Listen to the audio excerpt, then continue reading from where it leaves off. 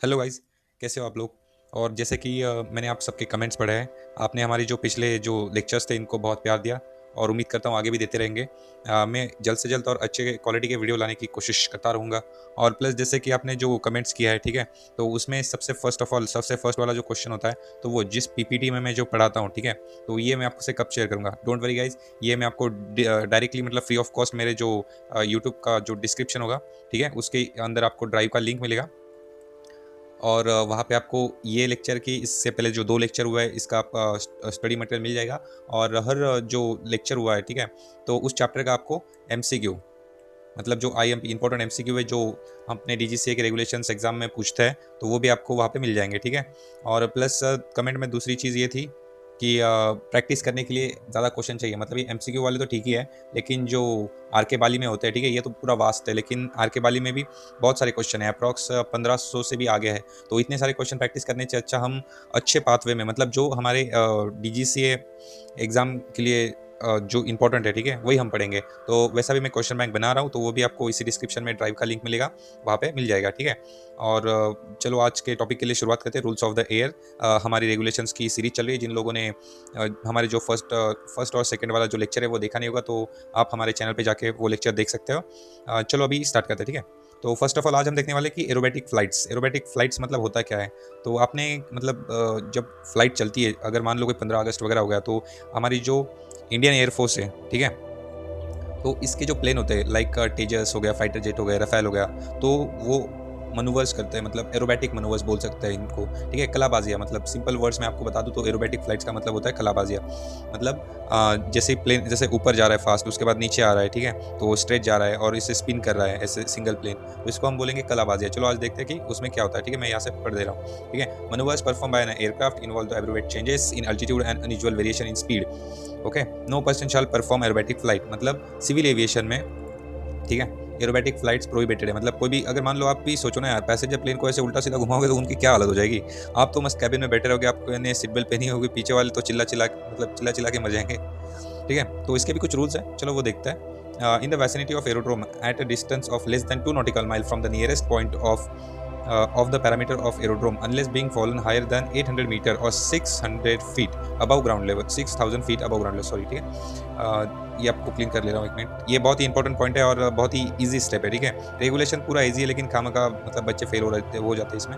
चलो आज देखते हैं। अगर मान लो आपका जो ये हो गया, एक मिनट, ओके, ठीक है, तो ये आपका जो ये हो गया, क्या बोलते हैं इसको, रनवे होता है, ठीक है। तो रनवे के बाहर ये आपका पूरा हो गया एरोड्रोम, ठीक है। ये आपका एरोड्रोम का जो लास्ट पैरामीटर होता है ये आ गया, ठीक है। वो चारों साइड पे कुछ ना होगा, ये सर्कल होगा, लेकिन मैंने ऐसे बना दिया, ठीक है। तो इससे आप पकड़ के चलो 2 नॉटिकल माइल, ठीक है। तो इसके अंदर एरोबेटिक फ्लाइट करना प्रोहिबिटेड है, मतलब मना है। आप एरोड्रोम के 2 nautical mile, sorry, aerodrome reference point है, अगर एरोड्रोम का यहाँ से यहाँ पे डिस्टेंस होगा मान लो 5 नॉटिकल माइल, ठीक है, तो इसके बाहर का पकड़ के चलो 2 नॉटिकल माइल, इसका मतलब टोटल कितना हो गया, 7 नॉटिकल माइल। ये फिगर्स मैंने ऐसे ही मतलब आपको एग्जांपल लेने के लिए ले लिए। टोटल 7 नॉटिकल माइल, ठीक है। जो भी हमको मनूवर्स करने हैं एरोबैटिक वगैरह, तो हम वो 7 नॉटिकल माइल के बाहर करेंगे। अगर ये आपका बड़ा एयरपोर्ट रहा तो ये एरिया आपका 10 नॉटिकल माइल हो गया, तो उसके बाहर आप 2 नॉटिकल माइल पकड़ के चलो, मतलब वो हो गया आपका 12 नॉटिकल माइल, ठीक है। तो 12 नॉटिकल माइल के अंदर आप मतलब एरोबैटिक फ्लाइट फ्लाई नहीं कर सकते, ठीक है। प्लस इसके बाहर जब फ्लाई करेंगे तो इसके लिए भी आपको कुछ रूल्स और रेगुलेशंस है, ठीक है। तो अगर हम इससे बाहर भी फ्लाई करना चाहते हो, तो हमारा जो अबव ग्राउंड लेवल, मतलब जो ग्राउंड के लेवल से हम जो मेंटेन करते हैं डिस्टेंस, ठीक है, वर्टिकल डिस्टेंस, वो हमारा होना चाहिए 600 फीट। मतलब जब हम एरोबेटिक फ्लाइट फ्लाई करते तो ऐसे नीचे आते हैं, बहुत ज़्यादा ऊपर फ्लाई नहीं करते, क्योंकि एयर शो वगैरह होता होगा, तो आपने एयर शो देखा होगा, विंग्स इंडिया जैसे है, ठीक है, तो उनका ऐसे मतलब बाहर हुआ था। लेकिन मैं एरोड्रोम के पास की बात कर रहा हूँ, क्योंकि जो डिपार्टिंग और अराइविंग एयरक्राफ्ट होते हैं उनको डिस्टर्ब नहीं होना चाहिए, ठीक है। तो 2 नॉटिकल माइल के बाहर भी फ्लाई करना है, तो हमें 6000 फीट अबव ग्राउंड लेवल हमको मेंटेन करके चलना पड़ेगा, ठीक है। ये बहुत ही इंपॉर्टेंट पॉइंट है, इसको ध्यान में रखना। इसमें से 2-3 क्वेश्चन पूछ सकते हैं, ठीक है, रूल्स ऑफ द एयर में। नेक्स्ट पढ़ते हैं। When flying over the city town village or any populated area, aerobatic flights are not be perform except with written permission from the director general, sorry, DG, मतलब ये police वाला DG हो गया, ठीक है। हम बोलते हैं डीजीपी वगैरह, ऐसे वाला ये डीजी हो गया, ठीक है। मतलब हमें किसी सिटी टाउन विलेज और पॉपुलेटेड एरिया के ऊपर अगर एरोबेटिक फ्लाई करना है, अगर मान लो मुझे एयर शो वगैरह करना है या विंग्स इंडिया वगैरह जैसे कुछ परफॉर्म करना है, जहाँ पे सिटी और टाउन और बहुत सारे लोग होंगे नीचे, ठीक है, तो इसके लिए हमें डायरेक्टर जनरल से परमिशन लेनी पड़ेगी, वो भी रिटर्न परमिशन लेनी होगी, ठीक है। ऐसे वर्बली बोल दिया कि कर लो भाई, और बाद में बोल दिया कि किसने करने को बोला था, क्योंकि देखो जुबान पलट सकती है लेकिन रिटर्न परमिशन नहीं पलट सकती, इसलिए हमें वो रिटर्न में परमिशन चाहिए होगी, ठीक है। चलो पढ़ते हैं नेक्स्ट वाला rule. Aerobatic flight shall commence at such height that it can be completed not less than 2000 feet above ground level. मतलब ये जो पॉइंट था ये एरोड्रोम के लिए था, ठीक है, एरोड्रोम के लिए ये पॉइंट था। तो अभी ये पॉइंट हो गया अपना सिटी के ऊपर या फिर कोई भी ओपन एरिया पकड़ के चलो, ठीक है, कोई ग्राउंड है यहाँ से बड़ा ऐसे वगैरह, इसके ऊपर आप फ्लाई करोगे तो देखो यहाँ पे भी हम कलाबाजियाँ दिखाते हैं, ऐसे सीधा ऊपर गए फिर नीचे आए। लेकिन नीचे आते वक्त हमें एक बात ध्यान रखनी कि इससे फिर से ऊपर जाएंगे वो बात अलग है, लेकिन जब नीचे आते हो तो अपना और जो अबव ग्राउंड लेवल मतलब जो अर्थ का जो ग्राउंड है तो ग्राउंड सरफेस से हमें 2000 फीट मेंटेन करना है, मतलब 2000 फीट के नीचे हम नहीं आ सकते, ठीक है। आप समझ रहे हो मेरी बात को? अगर इसमें कोई भी डाउट हुआ आपको, ये बहुत ही इंपॉर्टेंट पॉइंट है, आप हमें कमेंट में पूछ सकते हो और मैं ट्राई करूंगा कि डिस्क्रिप्शन में हमारा व्हाट्सएप नंबर वो भी वगैरह शेयर करूंगा। अगर कोई डाउट रहा तो आप डायरेक्टली मुझे कॉल करके पूछ सकते हो, ठीक है। और ये जो भी एरोबेटिक फ्लाइट होगी तो वो तो ट्रेनिंग, मतलब आप SPL होल्डर तो क्या फ्लाई नहीं कर सकते स्टूडेंट पायलट, इसलिए आपको प्रॉपर लाइसेंस होना चाहिए। अगर इंस्ट्रक्टर का रेटिंग है तो अच्छी बात है, ठीक है। Over the aerodrome minimum height, अभी देखो ये एरोड्रोम के ऊपर फ्लाई करने की बात हो रही थी, ये भी वही बात है। लेकिन मान लो अगर मैं दिल्ली के ऊपर फ्लाई कर रहा हूँ एरोबेटिक फ्लाइट, अगर सॉरी पिछले साल शायद से कुछ एयरफोर्स का कुछ प्रैक्टिस था तो इसकी वजह से दिल्ली का जो एयर स्पेस था, मतलब इसको VIDP आगे हम पढ़ेंगे, दिल्ली को VIDP बोलते हैं, तो VIDP का नोट टाइम जारी हुआ था कि अप्रॉक्स 3 आवर्स के लिए उसका एयर स्पेस बंद कर दिया गया था क्योंकि वहाँ पे एयरफोर्स प्रैक्टिस कर रहे थे। अगर मान लो उसी एरिया में अगर प्रैक्टिस करना है एरोड्रोम के ऊपर तो 600 फीट अबव ग्राउंड लेवल हमें मेंटेन करके उस एरोड्रोम के ऊपर हम फ्लाई कर सकते हैं और कुछ भी जो जैसे भी हो प्रैक्टिस कर सकते हैं, ठीक है। चलो देखते हैं अभी आगे वाला कौन सा पॉइंट है। ये तो बन नहीं रहा है, 1 सेकेंड गाइस, आजा नेक्स्ट स्लाइड। ओके, हाँ नेक्स्ट स्लाइड आ गई है, prohibited area and restricted area, ठीक है। Prohibited area and restricted area क्या होता है आज हम इसमें देखने वाले। An aircraft shall not be flown in the prohibited area or the restricted area, the details of which have been publish except in accordance with the specified condition of restriction or with the permission of the state over whose territory such area are established। मतलब इसका मतलब क्या होता है prohibited और restricted area, मैं पूरा पढ़ के आपको सीधा समझा दूँ, बहुत ईजी है। प्रोहिबिटेड रिस्ट्रिक्टेड का आप तो मतलब इसका टेंशन ही छोड़ दो, जो आपको जो पहले वाला स्लाइड था उसका आपको थोड़ा टेंशन लो, वो अच्छे से समझो क्योंकि वो रूल्स समझ में नहीं आता है, ठीक है। आप उसके बारे में कमेंट भी कर सकते हैं, लेकिन ये तो मैं आपको एकदम ईजी तरीके से समझा दूंगा कि जिससे आप भूल भी नहीं पाएंगे, ठीक है। If the following signals is given from the ground in the series of projectilized discharge at interval of 10 seconds showing that previous rate and green light indicators the aircraft is flying in the vicinity of restricted and prohibited danger area should take necessary action, ठीक है। अभी मान लो prohibited area क्या होता है, P से आप याद कर लो, प्रोहिबिटेड एरिया होता है, प्रोहिबिटेड एरिया मतलब जाना बिल्कुल मना है, वहाँ पे आप इन एनी हैव कंडीशन जा ही नहीं सकते। अगर मान लो आपका इंजन फेलियर हो जाए या कोई भी बड़ी से बड़ी सिचुएशन आ जाए, लेकिन आप प्रोहिबिटेड एरिया में एंटर नहीं कर सकते, ठीक है। अगर एंटर कर गए कभी भी, ऐसे मतलब बाई चांस गलतियाँ तो होती रहती है यार, ठीक है। अगर एंटर कर गए तो उसके बाद क्या प्रोसीजर फॉलो करना है वो हम आगे देखने वाले, लेकिन अभी के टाइम पे आप ये ध्यान में रखो कि प्रोहिबिटेड एरिया में हम एंटर नहीं करते, ठीक है। उसके बाद आपका आता है डेंजर एरिया, ठीक है। डेंजर एरिया मतलब क्या होता है कि जो एरिया डेंजरस है, लाइक मान लो कोई वोल्केनिक इरप्शन हो गया है, इसका जो भी होता है वो टाइम लिमिट होता है, ठीक है। वोल्केनिक इरप्शन आपको पता है कि जेट इंजन में अगर एक पार्टिकल मतलब डस्ट का एक पार्टिकल भी चला जाएगा तो वो खराब हो जाएगा, लेकिन जब वोल्केनो इरप्शन होता है तो उस टाइम पे बहुत सारी जो एशेस होती है, ठीक है, वोल्केनिक एशेस वो एयर में ग्लो करती रहती है। आप 24 रडार करके एक ऐप होता है, ठीक है, उसमें अगर वेदर देखोगे तो वहाँ पे जो भी वोल्केनिक इरप्शन होगा तो ऐसे वहाँ पे ग्रीन कलर का ऐसे स्क्वायर बना के दिखाएंगे, स्क्वायर नहीं सॉरी मतलब जो भी शेप है, जिस साइड पे वो ऐसे जा रही है तो उस साइड पे वो ऐसे बढ़ा रहता है, ठीक है। तो वहाँ पे आप चेक कर सकते हो। और ये इसमें डेंजर एरिया का टाइम लिमिट होता है, लाइक मान लो 7 दिन 8 दिन जब तक वो ऐसे से, उसके बाद हम यहाँ पे फ्लाई कर सकते हैं, ठीक है। और दूसरा वाला होता है दूसरा वाला होता है रिस्ट्रिक्टेड एरिया। रिस्ट्रिक्टेड एरिया का मतलब होता है we can enter but with some restriction, मतलब यहाँ पे रिस्ट्रिक्टेड एरिया जब हम अपना फ्लाई करेंगे तब हमारे चार्ट में रिस्ट्रिक्टेड एरिया का मार्क होता है R से, ठीक है। और वहाँ पे ऐसा बॉर्डर किया होगा और यहाँ पे लिखा होगा रिस्ट्रिक्टेड होगा, P होगा तो प्रोहिबिटेड होगा, D होगा तो डेंजरस होगा। लेकिन डेंजरस एरिया नहीं होता बहुत ज़्यादा, इंडिया में तो नहीं है, लेकिन आप इंटरनेशनली फ्लाई करोगे ओशंस के ऊपर से तो वहाँ पे होता है, ठीक है। तो लेकिन इंडिया में रिस्ट्रिक्टेड और प्रोहिबिटेड एरियाज है। तो रिस्ट्रिक्टेड एरिया में अगर मान लो उन्होंने बोला कि आप अप्रॉक्स 32,000 फीट मतलब फ्लाइट लेवल 32,000 फीट होता है, तो 32,000 फीट के ऊपर ही फ्लाई कर सकते हो, उससे नीचे नहीं फ्लाई कर सकते। ये हो गया आपका रिस्ट्रिक्टेड एरिया। और इसमें भी आपको बोल सकते हैं वो कि आप मतलब 200 nautical miles 2 kts 2 knots 200 knots से ज़्यादा स्पीड पे आप फ्लाई नहीं कर सकते, तो ये डेंजर एरिया हो गया।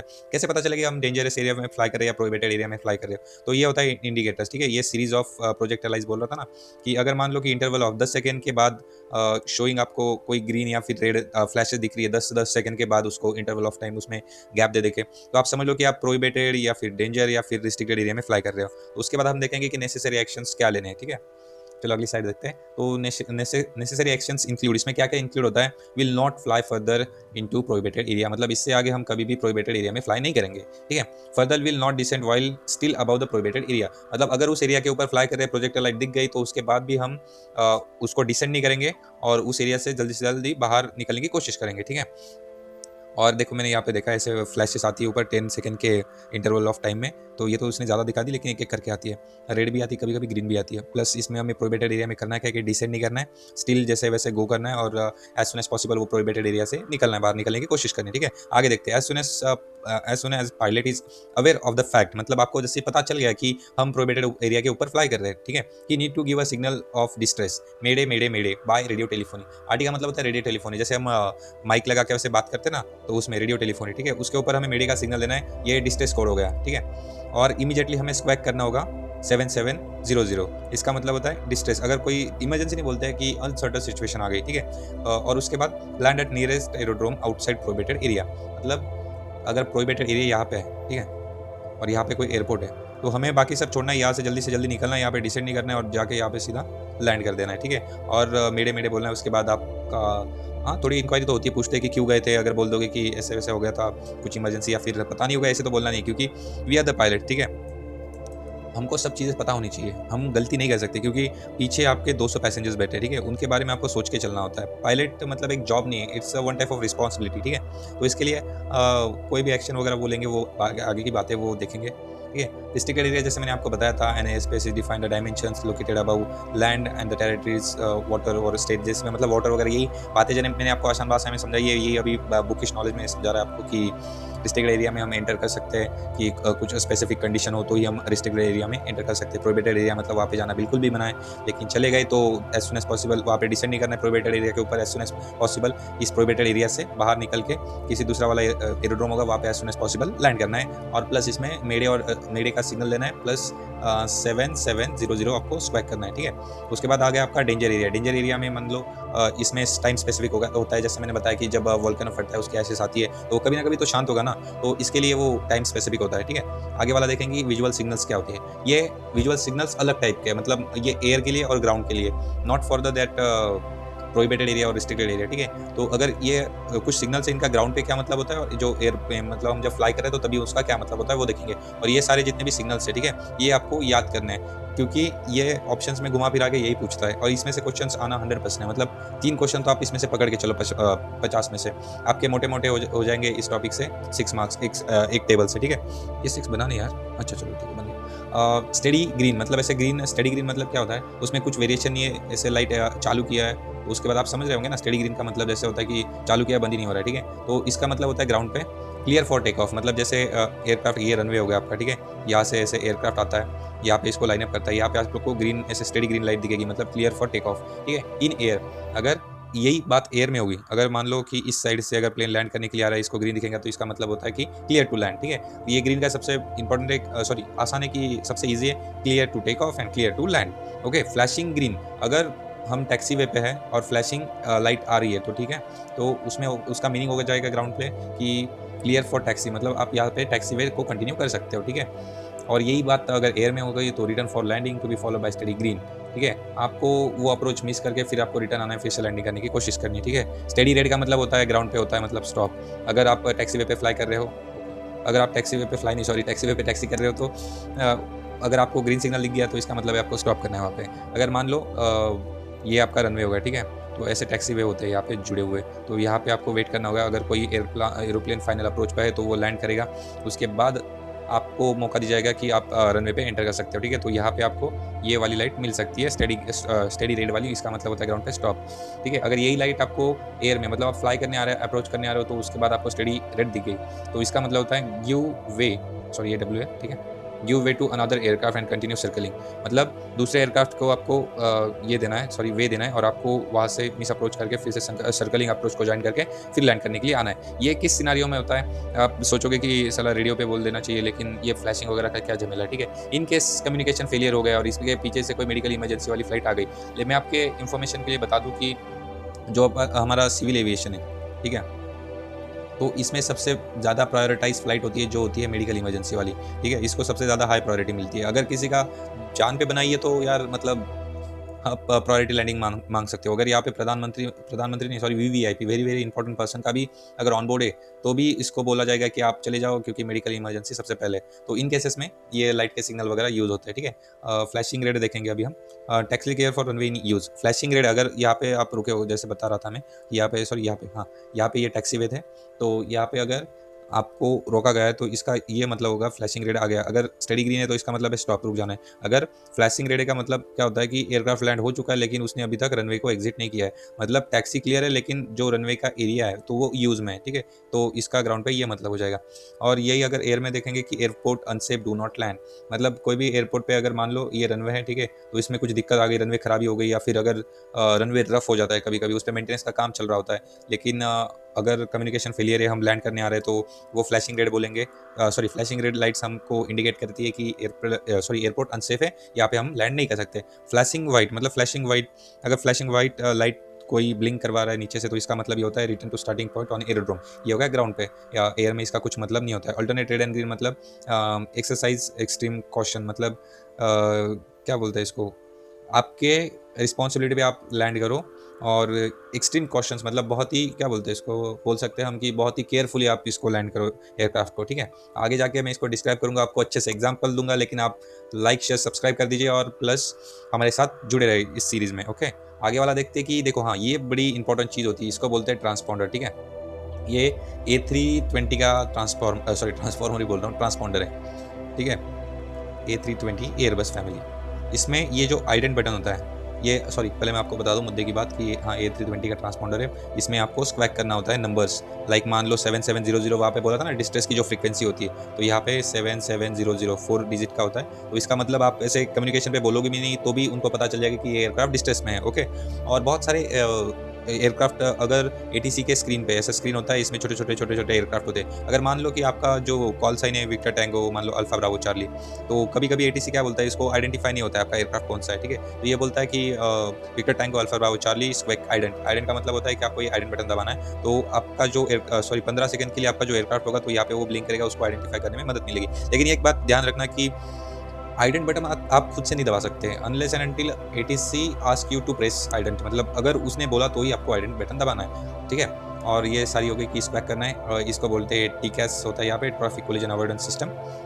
ये बात की बातें मैं आपको बताऊंगा इसको एक बार, ठीक है। ये स्टैंड बाय होता है ऑटो, मतलब ये ट्रांसपॉन्डर को कैसे स्विच करना है, वो सारे स्विचेस दिए गए यहाँ पे भी, यहाँ पे आगे जाके हम पढ़ेंगे जब मैं एयरबस के ऊपर वीडियोस बनाना शुरू करूंगा तब, अभी तो हम रेगुलेशंस पढ़ रहे हैं, ठीक है। अभी के लिए बस इतना ही याद रखना है। और इमरजेंसी ट्रांसपॉन्डर, जैसे देखो यहाँ पे मैंने आपको बताया था 7700, लेकिन ऐसी एक ही फ्रीक्वेंसी नहीं है, हाईजैकिंग की अलग है, उसके बाद इमरजेंसी की अलग है, RCF बोलते हैं, रेडियो कम्युनिकेशन फेलियर, उसकी अलग होती है, ठीक है। अभी हम एक एक करके देखते हैं। 77 जैसे हमने देखा था, इमरजेंसी हो गया, कोई अर्जेंसी हो गई, तो इसके लिए हम 77 करेंगे। 7500, तो इसका मतलब होता है अनलॉफुल इंटरफेरेंस, मतलब हाईजैक हो गया प्लेन। अगर मान लो किसी ने आपके कनपट्टी पे बंदूक रख दी, बोल दिया कि भाई ऐसा वैसा है, प्लेन इधर लेके चलो, तो उसमें क्या करना है, चुपके से आप 7500 दबा दोगे तो भी ATC को पता चल जाएगा कि इस एयरक्राफ्ट में कुछ तो दिक्कत हो रही है, ठीक है।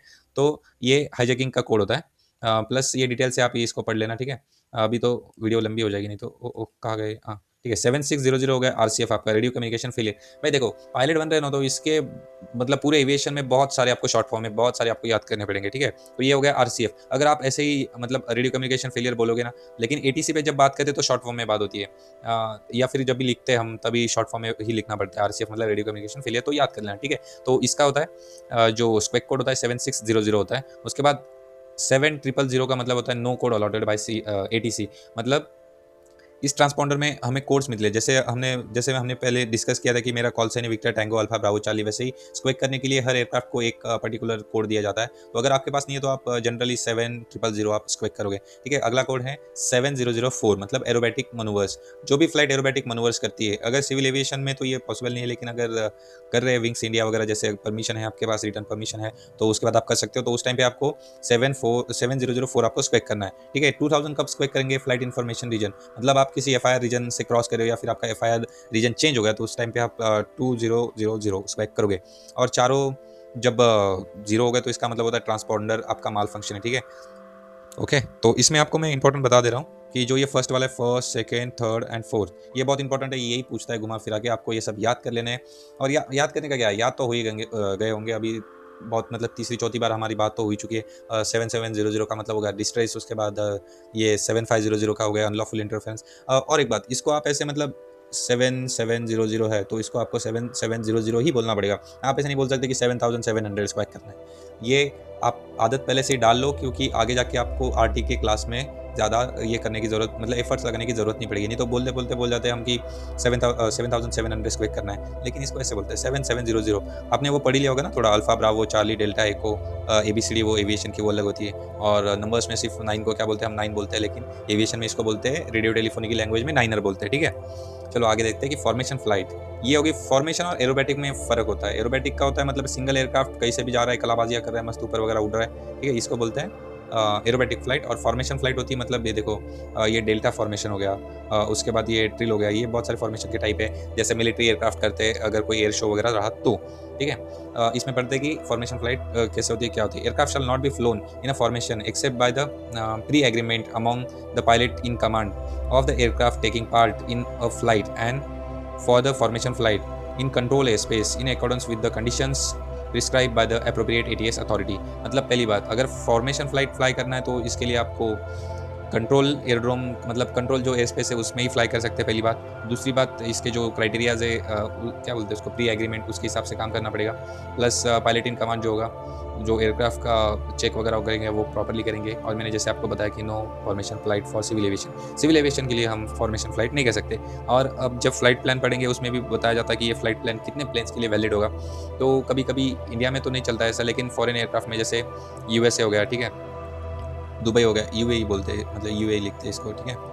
अगर दुबई हो गया तो इसमें जब फ्लाइट प्लान फाइल करते हैं तो एक फ्लाइट प्लान होगा, लेकिन इसमें बोलेगा ये फ्लाइट प्लान 3 एयरक्राफ्ट के लिए वैलिड होगा। लेकिन इंडिया में ऐसे नहीं चलता, हर स्पेसिफिक एयरक्राफ्ट के लिए स्पेसिफिक फ्लाइट प्लान फाइल करना जरूरी है। 2 एयरक्राफ्ट आ रहे हैं यहाँ पे कन्वर्जिंग ट्रैक पे, अगर 2 एयरक्राफ्ट आ रहे हैं तो इसमें अगर मान लो ये एयरक्राफ्ट जा रहा है तो इसका राइट कौन सा होगा, ये वाला होगा, ठीक है। तो इसके राइट, सॉरी इसका ये तो लेफ्ट हो गया, ये एयरक्राफ्ट जा रहा है, इसका राइट हो गया ये, तो ये क्या करेगा, अपना कोर्स को अल्टर करेगा, लेकिन इसको प्रायोरिटी देगा, ये 22 सीधे जाएगा बिना उसके स्पीड और जो कोर्स होता है उसको चेंज किए बिना, ठीक है। तो ये हो गया आपका कन्वर्जिंग ट्रैक पे राइट ऑफ वे, मतलब जो भी एयरक्राफ्ट आपके राइट पे है तो वो पहले जाएगा, ओके।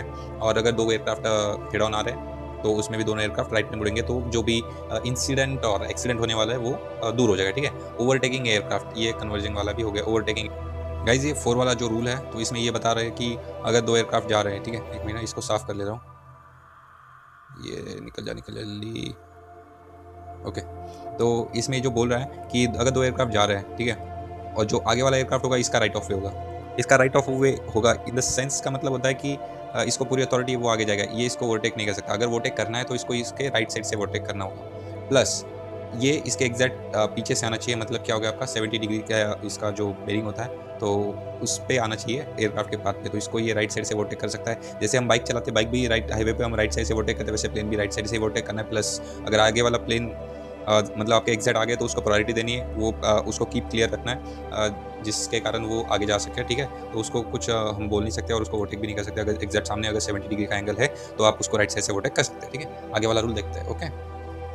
आगे होगा कि लैंडिंग के टाइम पे क्या होगा, an aircraft in a flight or the operating on the ground or water still give way to an aircraft that landing or in a final stage of its approach. अगर मान लो कि आप land करने जा रहे हो या फिर टेक ऑफ करने जा रहे हो तो जो भी एयरक्राफ्ट लैंड करने के लिए आए उसको आप प्रायोरिटी देना है, क्योंकि आपने देखा होगा कि पूरे सिविल एविएशन है उसमें सबसे ज़्यादा रिस्की और क्या बोलते हैं उसको, टाइम जो होता है वो लैंडिंग के टाइम होता है। बहुत सारे जो इंसिडेंट हुए हैं वो लैंडिंग जब एयरक्राफ्ट लैंड करने आता है तभी हुए थे। अभी आपका फ्रेश इंसिडेंट की बात करें तो इंडिया में जैसे अजीत दादा पवार जो महाराष्ट्र के आई गेस सीएम थे शायद से, मुझे इसके बारे में ज़्यादा पता नहीं, लेकिन मैंने उसका जो एयरक्राफ्ट का जो इन्वेस्टिगेशन था वो पढ़ा था, कुछ वीडियोस भी देखे थे, उसमें कुछ वो पायलट की भी गलती थी और वो बिलो मिनिमम मतलब रिक्वायर्ड आपको, आप जैसे हम आगे आगे वाले स्लाइड में पढ़ेंगे, अगर आपका विजुअल अप्रोच है तो उसमें आपको 5000 मीटर मतलब 5 किलोमीटर की विजिबिलिटी रिक्वायरमेंट है, लेकिन उस दिन थी वो 4000 या 4500 कुछ ऐसे थे, तो इसकी वजह से ये हो गया था। वैसे ही होता है, ठीक है। तो ये लैंडिंग के टाइम पे जो भी एयरक्राफ्ट लैंड करने के लिए आ रहा है उसको प्रायोरिटी देनी है, उसका राइट ऑफ भी है, सिंपल मीनिंग है ये फिफ्थ वाला जो ये है उसका, ठीक है। तो अब हम देखेंगे surface movement of aircraft in case of risk of collision between two aircraft taxiing on a movement area of an aerodrome the following rules shall apply. इसका मतलब होगा अगर ये हमने सारे देख लिए एयर में, अगर एयर में सामने आ गए तो दोनों राइट को मुड़ेंगे, और एयर में अगर आगे वाला एयरक्राफ्ट जा रहा है तो उसका प्रायोरिटी होगी, और जो ओवरटेक करना है तो ओवरटेक करना है प्लस 70 डिग्री का एंगल है आपका तो आप उसको राइट डिग्री से ओवरटेक कर सकते हो। और यही अब सिनारियो है वो हम सरफेस पे देखेंगे, मतलब ग्राउंड पे अगर ऐसी बातें हो जाती है तो उसके लिए हम क्या करेंगे, उसके रूल्स क्या है, ठीक है। उसका सॉरी गाइस, इसका फर्स्ट वाला रूल है when two aircraft are approaching head on, मतलब दो एयरक्राफ्ट अगर ग्राउंड पे भी सेम डायरेक्शन में सेम आगे कोलिजन होने वाले हो, ये सारी सिचुएशन होती है ग्राउंड पे। आप बोलोगे कि चलो एयर में ठीक है सर, जिस एयर में तो हो सकता है, लेकिन ग्राउंड पे किसी को ना दिखे ऐसे हो सकता है। लेकिन भैया मैं आपको बोलूंगा कि दिल्ली का फॉग देख लो, दिल्ली का वेदर देख लो, वहाँ पे लिटरली मतलब जीरो विजिबिलिटी हो जाती है, कुछ भी नहीं दिखता सामने। जो भी एयरक्राफ्ट लैंड करते हैं वो ILS की मदद से लैंड करते हैं, ठीक है। ILS होता है इंस्ट्रूमेंट लैंडिंग सिस्टम, हम ये नेविगेशन जो सब्जेक्ट है उसमें इसको डिटेल में पढ़ने वाले, ठीक है। अभी देखते हैं आगे। When two aircraft are approaching head on approximately so it shall stop where the practicable alter its course to the right और ऑल्सो कीप वेल क्लियर। इसका मतलब होगा कि अगर सामने से आ रहे हैं तो एज सुन एज पॉसिबल दोनों स्टॉप करने मतलब स्टॉप करने की कोशिश करेंगे। अगर ज़्यादा डिस्टेंस कम है, अगर कोलिजन होने वाला है तो इससे अच्छा आप क्या करोगे, दोनों को राइट में मुड़ जाना, ये इधर मुड़ जाएगा ये इधर मुड़ जाएगा, और इसमें वेल क्लियर मतलब क्लियर हो जाएगा, ठीक है। When two aircraft are on converging track the aircraft that has other on its right shall give way, मतलब जो राइट साइड वाला है उसको वे देना है, ठीक है। बहुत ही सिंपल, ये फर्स्ट वाला ही है। When two aircraft are overtaking another, when one aircraft overtaking another the aircraft been overtaken shall give right of way and overtaking aircraft keep clear well clear. भाई वही है बस, ये जो ग्राउंड सॉरी एयर में हुआ था वही ग्राउंड की लाइट्स क्या होता है। Okay guys, next is lights देखेंगे हम एयरक्राफ्ट में कितने टाइप की लाइट होती है और इनका क्या मीनिंग होता है और कैसे यूज होती है। Lights to be display by the aircraft when required from sunset to sunrise or during any other period specified by the appropriate authority. All aircraft in a flight and those on movement area of an aerodrome shall display the prescribed lights. मतलब जो भी authority है जिसने भी rules बनाया है उसकी बात मान के हमें जो भी लाइट डिस्प्ले करने को बोली वो हमें डिस्प्ले करना मस्ट है, ठीक है। आगे देखेंगे हम anti collision lights. Anti collision lights का मतलब होता है कि जो अगर मान लो ऐसे एयरक्राफ्ट है, यहाँ पे आपका हो गया ग्रीन का स्टार्ट बोर्ड लाइट होता है, स्टार्ट बोर्ड साइड पे ग्रीन लाइट हो गया, उसके बाद यहाँ पे पोर्ट साइड होती है, यहाँ पे रेड लाइट हो गए, ठीक है। ये साले 110 डिग्री का एंगल बनाते हैं, ये पूरा दिखता है, तो यहाँ पे व्हाइट लाइट होती है, इसको टेल लाइट बोलते हैं, ये 140 डिग्री शो करता है, और सेम इसका ये पैरेलल बोल सकते हैं इसको, 110 ये शो करेगा, ठीक है, ऐसा एंगल।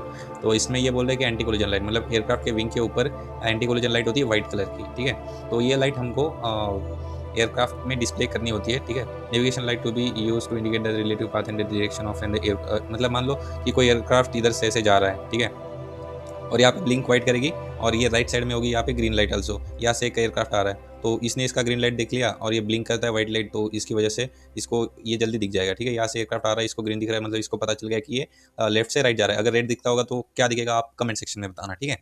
ऑब्वियसली रेड दिख रहा है तो यार ये मतलब मान लो राइट से लेफ्ट जा रहा है, तो इसके कारण नेविगेशन लाइट यूजफुल होता है। All aircraft permission on all aircraft operation on the movement area of an aerodrome while engine are running shall display lights which is indicate the facts. मतलब अगर कोई भी एयरक्राफ्ट का जो लाइट एयरक्राफ्ट का engine start करना है तो उसके ऊपर जो बीकन लाइट होता है रेड कलर का होता है, तो वो स्टार्ट होने से पहले स्टार्ट होने के बाद उसको अगर इंजन स्टार्ट है तो उसको स्टार्ट होना और रहना मैंडेटरी है। Anti collision lights, all aircraft if the fitted or operational on the movement area of an aerodrome are fitted with anti-collision lights shall display those light at all time. Anti-collision lights fails in a flight, light to be repaired prior to next flight। मतलब जो anti collision light है वो जो white white blink करती रहती है, अगर वो खराब हो गई तो एयरक्राफ्ट का अटेंशन ग्रैब नहीं करेगी, इससे कोलिजन का रिस्क बढ़ जाता है। इसके कारण हमें क्या करना है, अगर मान लो दिल्ली से बॉम्बे का सेक्टर ऑपरेट किया, बॉम्बे से हमें जाना है बेंगलुरु, ठीक है, तो इसके बीच में यहाँ पे लाइट खराब होगी, लेकिन ये नेक्स्ट फ्लाइट कंटिन्यू करने से पहले हमें ये लाइट रिपेयर करना मस्ट है, ठीक है। और इन केस अगर ये तो पॉपुलर एयरपोर्ट हो गया, इसके जगह पे कोई दूसरा एयरपोर्ट पकड़ लो, कोई लाइक पुणे वाला एयरपोर्ट पकड़ लो जहाँ पे लाइट रिपेयर होना पॉसिबल नहीं है। इन सिनारियोज में, मतलब एविएशन का है ये थोड़ा, इन सिनारियोज में हमें वैसी फ्लाइट कंटिन्यू करके फ्लाई करके वहाँ पे लैंड करके उसको रिपेयर करवाना मैंडेटरी है, ठीक है। आगे देखेंगे हम। ये देखो, मैंने बोला था आपको एंटी कोलिजन लाइट्स होती है, ऐसे वाइट वाइट ब्लिंक करेगी, ठीक है। उसके बाद ये एंटी कोलिजन लाइट होती है रेड, मतलब इसको बीकन लाइट बोलते हैं हम, ये ऊपर ऐसे करेगी। ये दोनों लाइट को एंटी कोलिजन लाइट्स हम बोल सकते हैं, ठीक है। आगे देखेंगे कि मैंने जैसे आपको एक डायग्राम बना के बताया था कि 110 डिग्री ये शो करता है, इसको सॉरी 140 कर लेना, ये वाइट लाइट होती है और ये 110 डिग्री शो करता है, ठीक है, आगे वाले साइड पे। और ये हो गया विंग्स इंस्पेक्शन लाइट, ये लाइट बहुत इंपॉर्टेंट होती है। इनकेस आप एलन ने मतलब लॉस एंजलिस वगैरह जैसे कोई भी दूसरा ये पकड़ लो जहाँ पे बर्फ मतलब स्नो ज़्यादा होता है वगैरह, तो उस टाइम पे ये विंग्स इंस्पेक्शन लाइट काम में आती है। प्लस नाइट में फ्लाई करे तो विंग्स पे कैसे हम, यार वी आर द पायलट्स, हमको पूरा एयरक्राफ्ट चेक करना होता है चारों तरफ से, यार ये फिट टू फ्लाई है या फिर कोई दिक्कत है, क्योंकि आगे जाके हमको दिक्कत आनी है, इसके लिए इंस्पेक्शन लाइट है वो भी देखते हैं, ठीक है। आगे देखेंगे कि रनवे टैक्सी वे लाइट होती है, अगर टैक्सी करके हम टेक ऑफ करने वाले तो ये वाली लाइट्स लगेंगी, अगर लैंड करने आ रहे तो फिर ये सीधी वाली लाइट होगी। इससे सिर्फ आपको रनवे पे फोकस होगा और आपको लैंड करने में मज़ा तो आता है बहुत यार लैंड करने में। फेलियर ऑफ लाइट, अगर लाइट फेल हो गए तो क्या करेंगे। When a pilot is aware that a navigation light fails, ATC is to be inform and the aircraft is to be land at have light repair before continuing a flight. मतलब कोई बड़ी flight है, अगर light fail हो गई तो बस अपने जो गुरु है इस फील्ड के, वो उनका मतलब होता है ATC, एयर ट्रैफिक कंट्रोल, इसको बताना है भाई यार मेरा लाइट खराब हो गया, इसको मुझे रिपेयर करवाना है, तो वो बताएगा आपको कंटिन्यू, छोटा सेक्टर है तो कंटिन्यू करना होगा, अगर बड़ा सेक्टर है तो लैंड करके उसको रिपेयर करवा के फिर कंटिन्यू करना पड़ेगा, ठीक है। When anti collision lights fails aircraft can be continue flight and the repair is before, वही बात मैंने जो आपको बताई, आगे वाली फ्लाइट करने से पहले उसको ये करना है, ठीक है। फ्लाइट प्लान फाइल करना होता है, लेकिन क्यों करना होता है और कब करना होता है ये भी तो पता होना चाहिए यार। तो फ्लाइट प्लान फाइल करने के रिक्वायरमेंट देखेंगे हम कि क्या क्या रिक्वायरमेंट्स होनी चाहिए, मतलब किन किन अगर मुझे ये सर्विस लेनी तो ही फ्लाइट प्लान फाइल करना पड़ेगा ना, वो आज हम देखेंगे, ठीक है। एनी फ्लाइट और portion of a flight require an ATC service, अगर ATC से सर्विस लेनी है, मतलब ATC का वॉच टाइम, ATC सर्विस तो लेनी पड़ती है कि अप्रोच कंट्रोल या फिर कहीं पे गुम हो गए तो ATC बहुत बड़ा काम करता है इसमें, ठीक है। तो ATC सर्विस लेनी है हमको तो फ्लाइट प्लान फाइल करना पड़ेगा। IFR एडवाइजरी लेनी है तो IFR क्या बोलते हैं, IFR मतलब फ्लाइट रीजन सर्विस बोलते हैं इसको, फ्लाइट रीजन अगर IFR में फ्लाई करना है तो इसके लिए आपको फ्लाइट प्लान फाइल करना मैंडेटरी है। Any flight where the appropriate ATC service is required to provide a flight information service, alerting service और सर्च एंड रेस्क्यू सर्विस, ये सबसे इंपॉर्टेंट है। सर्च एंड रेस्क्यू सर्विस वगैरह ये सर्विस चाहिए तो फ्लाइट प्लान फाइल करना पड़ेगा। दूसरा होगा where the authority has been determined that the flight plan should be filed or facilitate accordance between civilian and military authorities. अगर किसी अथॉरिटी को लगता है आपको फ्लाइट प्लान फाइल करना है तो फाइल करना है यार, कर ही देना यार, इतना मगजमारी से तो क्वेश्चन आने नहीं वाला है। बाकी सिर्फ फ्लाइट प्लान कब फाइल करते हो, अगर टाइमिंग का आएगा ये तो कोई पूछेगा नहीं। Any flight cross international border, हाँ ये वाला पॉइंट का क्वेश्चन आ सकता है, ठीक है। अगर इंटरनेशनल बॉर्डर के आगे जाना है तो इंटरनेशनल बॉर्डर को क्रॉस करना है तो फाइल करना मैंडेटरी है। आगे देखेंगे व्हेन टू बी फाइल, मतलब कब फाइल करना होगा, उसका भी तो कोई टाइम होगा। 60 minutes for the flight to be provided with the ATC service or advisory ATC, the flight plan is to be filed at least 60 minute before departure estimated off block time. मतलब जो aircraft का देखो, aircraft land होता है ऐसे wheel होता है, तो इसके आगे और पीछे जो ब्लॉक्स लगाए होते हैं इससे 60 मिनट पहले, मतलब 1 आवर पहले आपको फ्लाइट प्लान को फाइल करना है, okay. 10 minute for the filing of flight plan in a flight plan to be followed by 10 minute before the flight is estimated to be reach. इसका मतलब होगा कि अगर मान लो यहाँ पे वेदर क्लियर है, ठीक है, आपको VMC और IMC तो पता ही होगा एस्पेक्ट। VMC होता है विजुअल मेट्रोलॉजिकल कंडीशन, IMC होता है इंस्ट्रूमेंट मेट्रोलॉजिकल कंडीशन, इसके बाद IFR होता है IFR मतलब इंस्ट्रूमेंट फ्लाइट रूल, ठीक है। VFR होता है विजुअल फ्लाइंग रूल। इसका मतलब होता है विजुअल फ्लाइंग रूल का मतलब हम देख के फ्लाई करेंगे, हमें कोई नहीं बता रहा कि कैसे जाना है वगैरह, हम सीधा रनवे देखेंगे, वहाँ पे जाएंगे और लैंड कर देंगे। IFR का मतलब होगा कि हम ILS वगैरह जो इंस्ट्रूमेंट के बेसिस पे हम लैंड करेंगे, इसको ये बोलते हैं इंस्ट्रूमेंट फ्लाइंग रूल, ठीक है। VMC मतलब विजुअल मेट्रोलॉजिकल कंडीशंस, मतलब कोई थंडरस्टॉर्म वगैरह हो गया, वो हमको दिख रहा है, हम वेदर में भी देख के फ्लाई कर सकते हैं, लैंड कर सकते हैं, इसको बोलते हैं विजुअल मेट्रोलॉजिकल कंडीशन। आईएमसी मतलब इंस्ट्रूमेंट मेट्रोलॉजिकल कंडीशन। अगर मान लो दिल्ली का कोहरा इतना ज़्यादा हो जा रहा है कि मेरे को सामने रनवे नहीं दिख रहा है तो क्या करूँगा मैं, ठीक है। तो इस कंडीशन में अगर जहाँ से मैंने स्टार्ट किया तो वहाँ पे वीएमसी था, मैंने वीएफआर फ्लाई कर दिया, मतलब अच्छा दिख रहा था, विजिबिलिटी अच्छी थी, तो मैंने वीएफआर मतलब विजुअली मैं भाई देख के प्लेन उड़ाऊंगा, ऐसा मैंने फ्लाइट प्लान फाइल कर दिया। लेकिन यार मैं दिल्ली आया तो दिल्ली में देख रहा हूँ इतना ज़्यादा कोहरा है, मुझे देख के मतलब दिखाई नहीं दे रहा रनवे, तो कैसे लैंड करूँगा, लैंड तो करना मस्ट है। तो इसकी जगह पे मैं क्या करूँगा, जब मैं आऊँगा एस्टिमेटेड मेरा लैंडिंग का जो टाइम होगा उससे 10 मिनट पहले मैं आईएफआर फ्लाइट प्लान फाइल कर दूंगा, इनफ फ्लाइट, ठीक है। मतलब मुझे जो दिल्ली एयरपोर्ट के ऊपर जो आईएलएस इंस्ट्रूमेंट लैंडिंग सिस्टम और जो भी उनकी सर्विसेज है वो मैं यूज़ कर सकूँ इसलिए, ओके। तो ये 10 मिनट्स क्या होगा, इन फ्लाइट हमें फ्लाइट प्लान फ्लाई करना है तो 10 मिनट, और अगर न्यू से स्टार्टिंग करना है तो 60 मिनट, मतलब 1 घंटा पहले। The initiated point of entry into and the area where the ATC advisory is to be provided, the point of crossing an airway और एडवाइजरी रूट, ठीक है। यही जो 2 रिक्वायरमेंट और बढ़ गई आपकी फ्लाइट प्लान फाइल करने की। आगे देखते हैं डिले आफ्टर फाइलिंग। देखो ये होता है ना, ये होता है ब्लॉक, इसको याद रखना, ठीक है। ये निकालने से पहले या फिर लगाने, सॉरी ये निकालने, इसका ऑफ ब्लॉक टाइम होता है, अगर ये निकाल लिया तो आपका ब्लॉक टाइम चालू हो गया, ठीक है। तो ये निकालने से पहले 60 मिनट पहले आपको फ्लाइट प्लान को फाइल करना है, ओके। अभी डिले आफ्टर फाइलिंग, अगर फ्लाइट प्लान फाइल कर दिया उसके बाद थोड़ा डिले हो गया कुछ भी सिनारियोस की वजह से, तो क्या रूल होगा वो देखेंगे। In the event of delay of 30 minute in excess of estimated off block time for control flight or the delay of 1 hours for an uncontrol flight for which flight plan has been submitted, the flight plan should be amended or new flight plan submitted and old flight plan will be cancelled। अगर मान लो control aerodrome है, control का मतलब होगा जहाँ पे ATC है, तो वहाँ पे हमको 30 मिनट्स की वैलिडिटी मिलती है। अगर 30 मिनट्स से ज़्यादा हो गया, हमारा जो प्रॉब्लम है वो शॉर्ट आउट नहीं हुआ, तो हमारा जो फ्लाइट प्लान है वो कैंसिल हो जाएगा, फिर से फाइल करना पड़ेगा, ठीक है।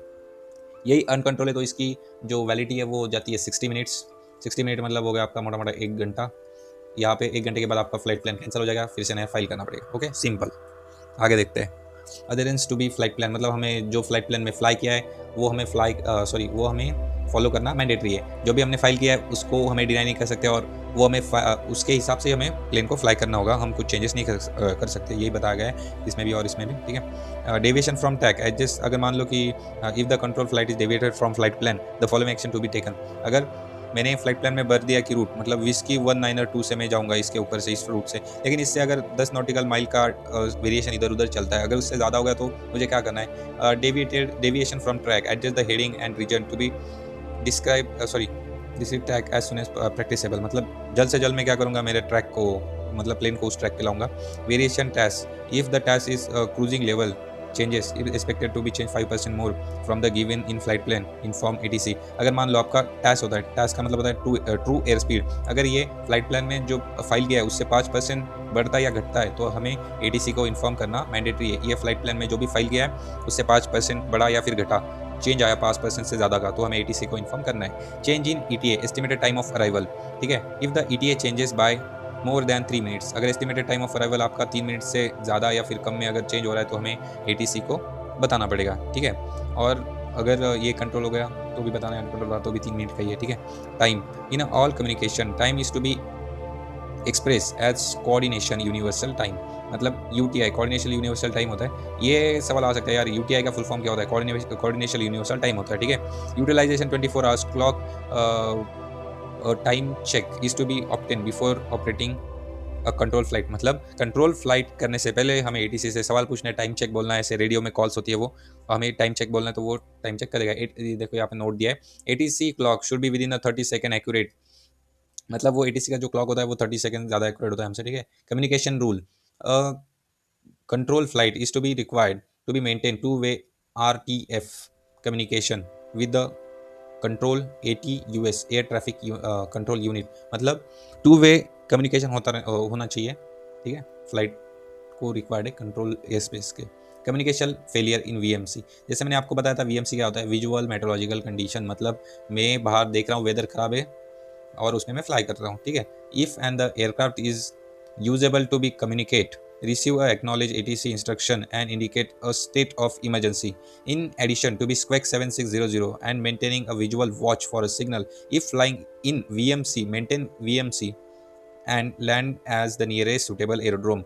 ATC is to be inform as soon as possible once aircraft is landed. अगर मान लो मैं VMC फ्लाई कर रहा हूँ, विजुअल मेट्रोलॉजिकल कंडीशन सब देख के, इंस्ट्रूमेंट का कोई लफड़ा नहीं है, ठीक है, तो इसमें अगर मेरा रेडियो कम्युनिकेशन फेलियर हो गया तो मैं क्या करूँगा, डिस्ट्रेस का जो मैंने आपको फ्रीक्वेंसी बताई थी 7600, ये कहाँ डालूंगा मैं बताओ, ट्रांसपॉन्डर में, ठीक है। तो इसका मतलब ATC को पता चल जाएगा कि इसका रेडियो कम्युनिकेशन खराब हो चुका है, ठीक है।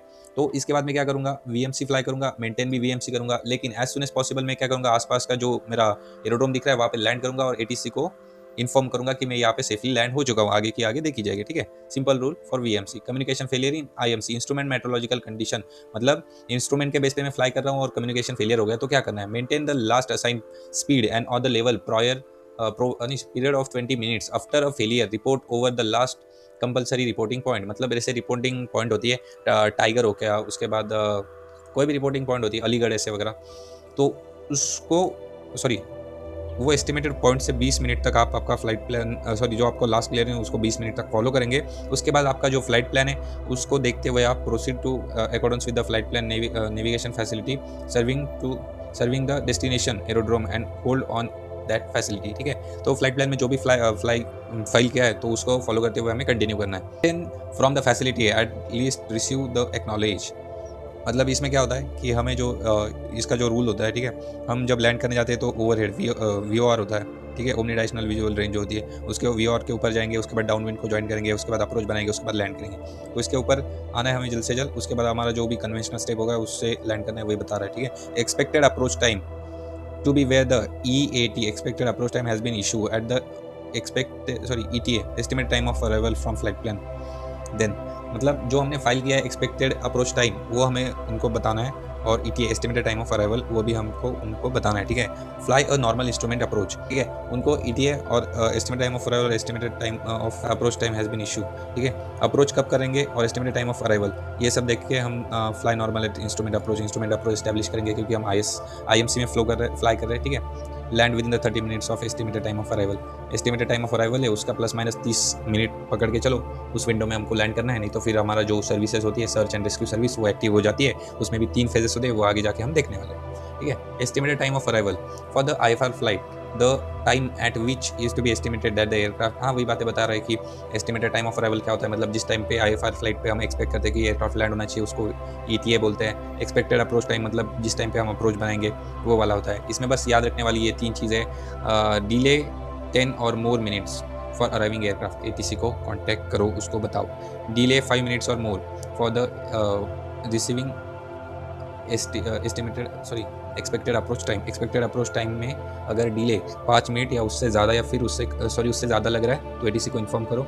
30 और more minutes for holding aircraft, अगर 30 मिनट से ज़्यादा होल्डिंग हो रही है तो भी ATC को बताओ। जो भी है वो भाई वो ATC को बता दो, मसला खत्म। Rules of air flight rule VFR and IFR, मतलब मैं अभी यहाँ पे बताऊंगा आपको VFR और IFR मतलब क्या होता है। Instrument meteorological condition express in terms of visibility distance from the clouds and ceiling less than minima specified for visual meteorological condition, ठीक है। तो इसका मेंटेन कुछ रूल्स दिए गए कि इतनी विजिबिलिटी होनी चाहिए, इतनी नहीं होनी चाहिए, क्लाउड सीलिंग इतनी होनी चाहिए, इतनी नहीं होनी चाहिए, ठीक है। तो उस रूल के हिसाब से इंस्ट्रूमेंट मेट्रोलॉजिकल कंडीशन ये होती है कि सर्टन पैरामीटर्स के नीचे अगर विजिबिलिटी चली गई तो इंस्ट्रूमेंट के बेस पे हम फ्लाई करेंगे, इसको बोलते हैं instrument meteorological condition. Best example हो गया आपका दिल्ली का, दिल्ली में सारे इंस्ट्रूमेंट फ्लाइंग होती है, अगर दिल्ली में कोहरा मतलब जो क्या होता है स्मोक होता है ना वो ज़्यादा बढ़ गया तो उसकी वजह से, ठीक है। स्पेशल VFR मतलब ये हो गया आपका 1500 टू 5000 मीटर्स, मतलब देखो आपको 1500 से 5000 मीटर के बीच में अगर विजिबिलिटी है तो इसके लिए आप स्पेशल VFR होता है एक चीज़, तो ये रिक्वायर मतलब स्पेशल VFR फ्लाइट बोला जाता है उसको, ठीक है।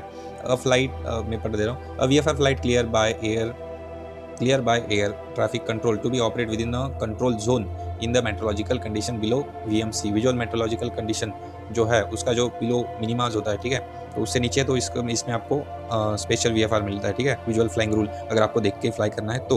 Visual meteorological condition express in terms of visibility distance, अरे वही बातें हो गई, ठीक है।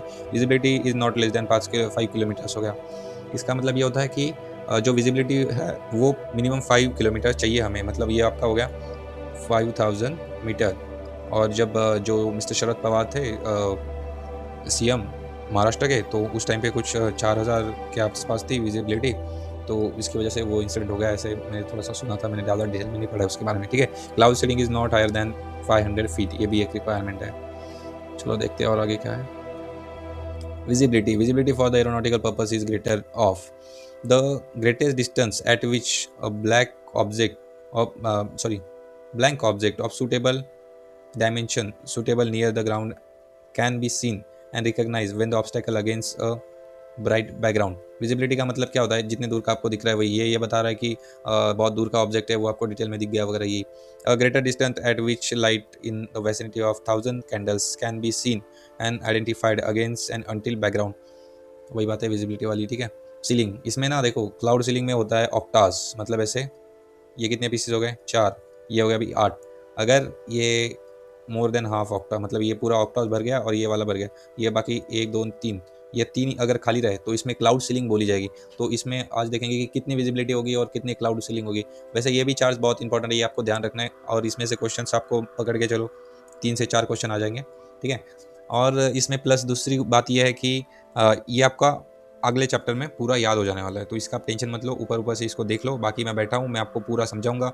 अभी के लिए जो समझना है वो जो इस चैप्टर का फर्स्ट वाला होगा, रूल्स ऑफ एयर वगैरह, वो समझ लीजिए। ये थोड़ा इसको एयर स्पेस की बात है, ये बाद में कहिए तो भी चलेगा, ठीक है। टेक ऑफ एंड लैंडिंग, ठीक है। VFR flight can not take off or land at aerodrome in the control or enter an aerodrome traffic zone or traffic pattern when the cloud ceiling is less than 1500 metre. अगर अरे क्या हो गया यार,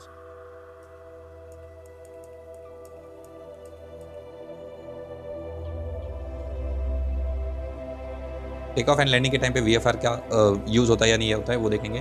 VFR flight can not take off or land at the aerodrome in the control, CTR मतलब control होता है, ठीक है, or enter an aerodrome traffic zone or traffic pattern when the cloud ceiling is less than 1500 metre or the visibility is less than 5 kilometres, मतलब 5 kilometre से कम या 1500 metres से अगर क्लाउड सीलिंग है उससे नीचे, तो वहाँ पे हम VFR फ्लाई नहीं कर सकते। और प्लस VFR फ्लाइट नाइट में ही, sorry no VFR at night, मतलब नाइट में हम VFR फ्लाई नहीं कर सकते, हमको IFR फ्लाइट करना पड़ता है, इंस्ट्रूमेंट फ्लाइंग रूल होता है, ठीक है।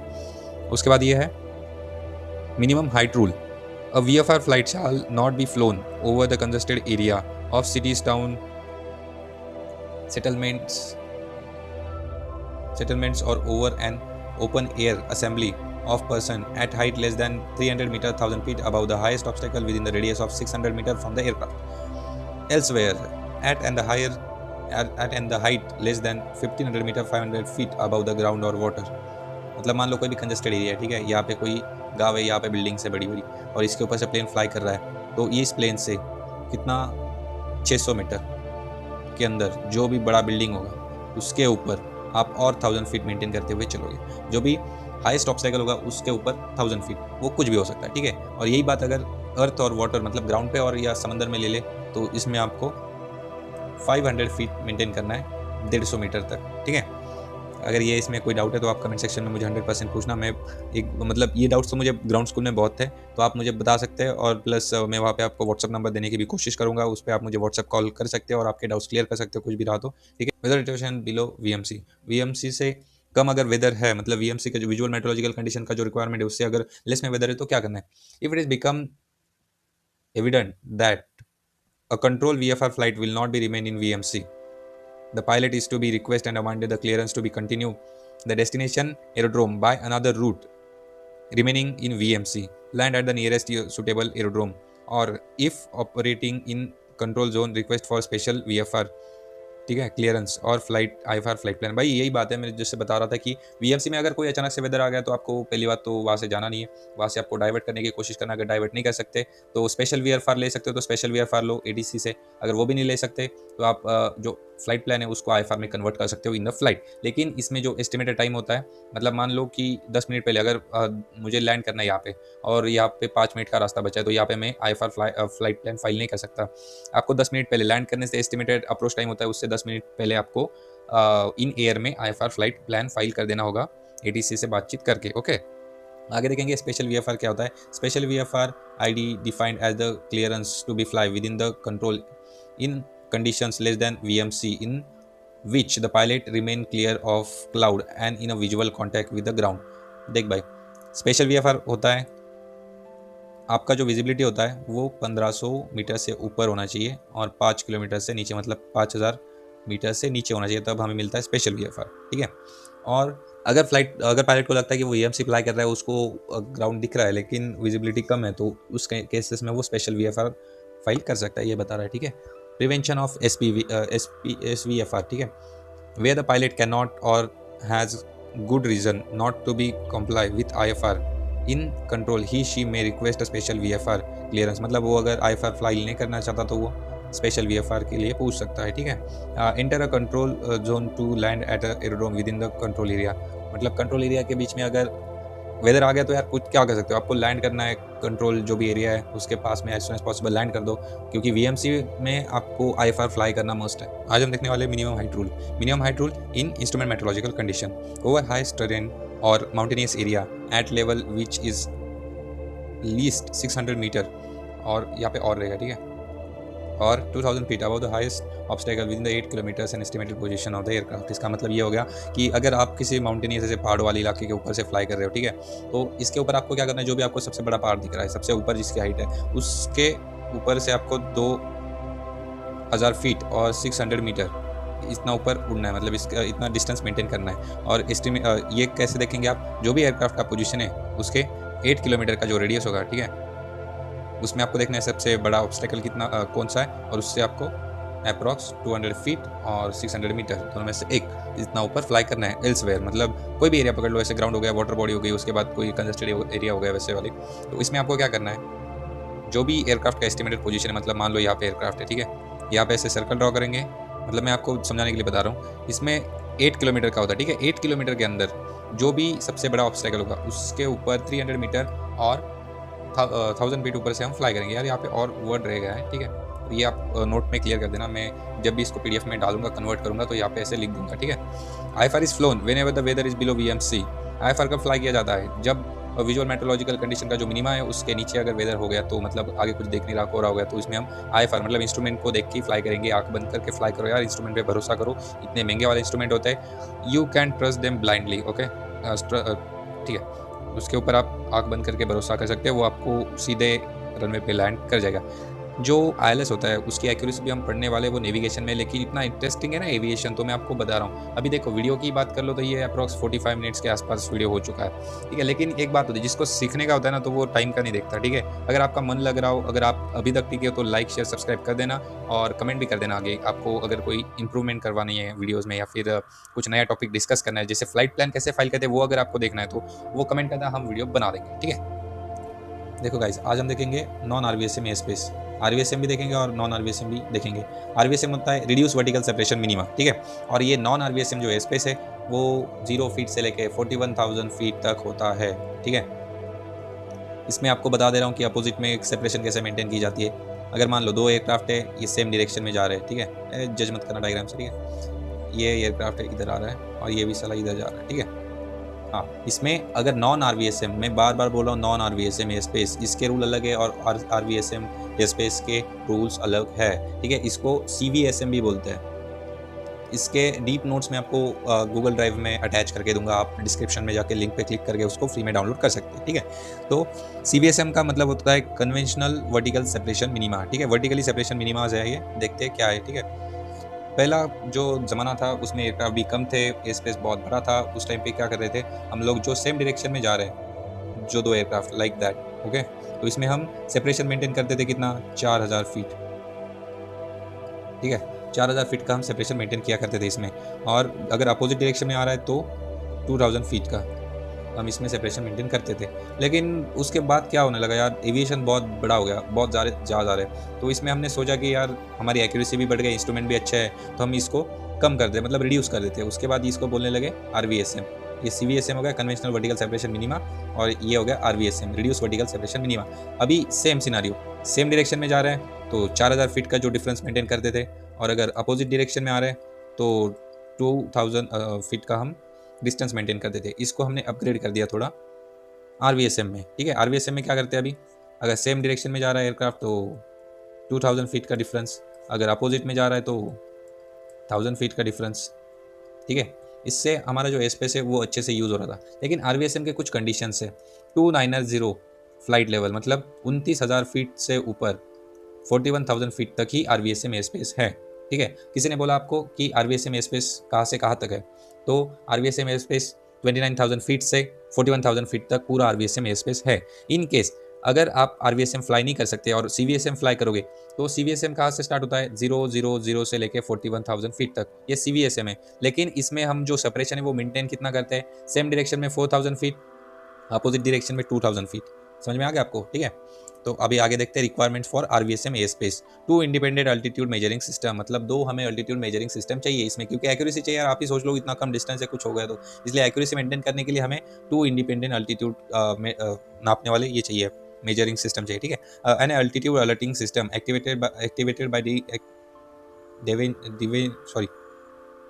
An altitude alerting system activated by dimension from the selected altitude, मतलब जो भी अल्टीट्यूड हमने सिलेक्ट किया, मतलब मान लो 310 फीट सिलेक्ट किया है, तो इसके ऊपर नीचे अगर कुछ हुआ तो वो हमें अलर्ट कर देगा। ऐसा वाला सिस्टम हो जाना चाहिए, मतलब रहना चाहिए उसमें, अगर हमें RVSM फ्लाई करना है तो reduce vertical separation minima. Okay, N automatic altitude control system, मतलब हाइट लॉक, अगर हमने वहाँ पे हाइट लॉक की तो उसके नीचे डिसेंड नहीं होगा, ऐसा वाला उसमें हाइट लॉक चाहिए। An SSR system with altitude operating mode C connected to the system use by the automatic altitude control system, मतलब मोड C ट्रांसपॉन्डर चाहिए। ये ट्रांसपॉन्डर के मोड होते हैं। ठीक है, अभी के टाइम पे मोस्ट एडवांस जो ट्रांसपॉन्डर है ये मोड C वाला है, तो इसमें जो भी प्रॉपर इन्फॉर्मेशन होती है वो ATC से ऑटोमेटिकली आपका एयरक्राफ्ट शेयर करता है, तो इसके लिए ATC को भी सेपरेशन देने में मदद मिलती है। तो इसके लिए हमारा जो ट्रांसपॉन्डर है वो मोड C होना ही चाहिए अगर हमें RVSM एयर स्पेस में फ्लाई करना है तो। ठीक है, additionally the operator must be approve by RVSM, मतलब जो कप्तान है और जो फर्स्ट ऑफिसर है, जो पायलट क्रू है, तो वो RVSM सर्टिफाइड होने चाहिए। ठीक है, आगे देखेंगे हम मार्शलिंग सिग्नल्स। इसमें से मैंने ये 4 मार्क कर दिए, ये 4 आपको रिपीटेडली क्वेश्चन में पूछे जाएंगे, ये अब आपको याद कर लेना। ठीक है, तो मिलते हैं गाइस आगे। आज का हमारा रूल्स ऑफ एयर यहाँ पे खत्म होता है। वीडियोस बहुत लंबी बन गई, लेकिन यार थोड़ा इंतजार करोगे, वेट करोगे तो अच्छे से समझ में आएगा, और मैं कोशिश करता रहूँगा आगे भी जाके कि आपको अच्छी वीडियोज़, मतलब अच्छा क्वालिटी कंटेंट लाने की कोशिश करता रहूँगा।